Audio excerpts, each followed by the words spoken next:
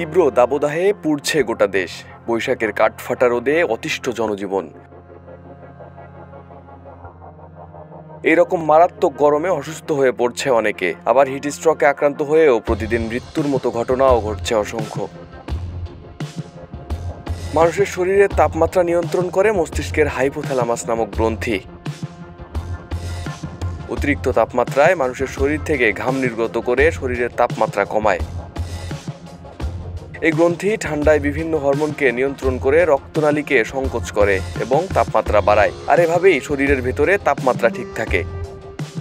Heat stroke হলে শরীরের ভেতরের তাপমাত্রা নিয়ন্ত্রণকারী এই গ্রন্থি কার্যক্ষমতা হারিয়ে ফেলে। মূলত তাপমাত্রা 40 ডিগ্রি সেলসিয়াসের উপরে হলে এই অবস্থা হতে পারে। এর ফলে স্বাভাবিকভাবেই ঘামানো বন্ধ হয়ে যায় এবং ব্যক্তির চেতনা নষ্ট হয়ে যাওয়া সহ বিভিন্ন জটিলতা ভুগতে হয়। হিট স্ট্রোকের মূল উপসর্গ হলো তীব্র মাথা ব্যথা, র্যাশ ওঠা, বমি হওয়া, ঘাম বন্ধ হওয়া, খিঁচুনি, অবসাদ এবং ঘোরের মধ্যে চলে যাওয়া। অতিরিক্ত গরমে হিট স্ট্রোক এড়াতে জেনে না জেনে অনেক পদক্ষেপ নিয়ে থাকি আমরা।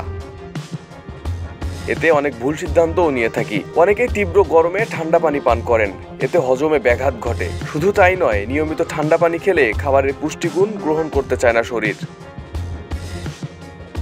এছাড়াও তীব্র গরমে ঘরে ফিরেই ফ্রিজের ঠান্ডা পানি খেলে গলায় ব্যথা হওয়ার আশঙ্কা বাড়ে। বুকে ও মাথায় জমে যেতে পারে কফ, হাঁচি কাশি নিতে পারে পিছু। নিয়মিত ঠান্ডা পানি খেলে ওজন কমাতেও বেগ পেতে হয়, কারণ গবেষণায় দেখা গেছে ঠান্ডা পানির কারণে শরীরের ফ্যাট মেটাবলিজম ধীর হয়ে যায়, ফলে বাড়তে শুরু করে ওজন।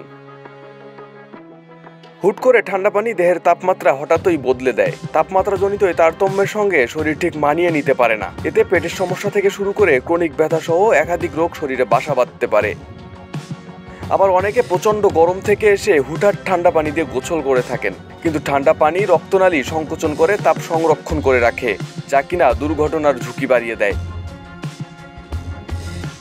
এজন্য বাইরে থেকে আসার পর কিছুক্ষণ স্বাভাবিক তাপমাত্রায় বিশ্রাম নিন, এরপর স্বাভাবিক পানি দিয়ে গোসল করুন। তাপ নিঃশোষণ বা হিট এক্সোশন হিট স্ট্রোকের মতোই, কিন্তু এ ধারণা ভুল। হিট এক্সোশন হলো তাপজনিত রোগের একটি প্রাথমিক ধরন। এর লক্ষণ হচ্ছে অতিরিক্ত ঘাম হওয়া, দুর্বলতা, মাথা ধরা, মাথা ব্যথা সহ বমি বমি ভাব হওয়া। তবে সঠিক চিকিৎসা না নিলে হিট এক্সোশন হিট স্ট্রোকের রূপ নিতে পারে।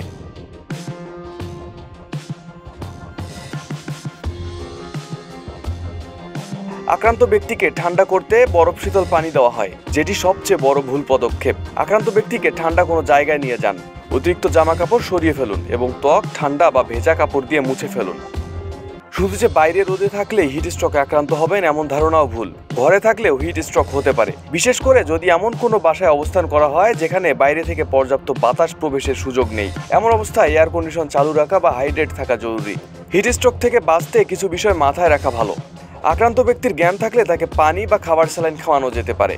সকাল 10টার পর কিংবা বিকেল 5টার আগে অপ্রয়োজনীয় ঘর থেকে বের না হওয়াই ভালো।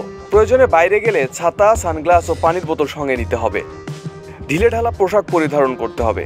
গরমে মশলাযুক্ত খাবার, ফাস্টফুড এড়িয়ে চলতে হবে। আর সবচেয়ে গুরুত্বপূর্ণ হলো প্রচুর পানি পান করতে হবে। আরিফ হাসান, ঢাকা প্রকাশ।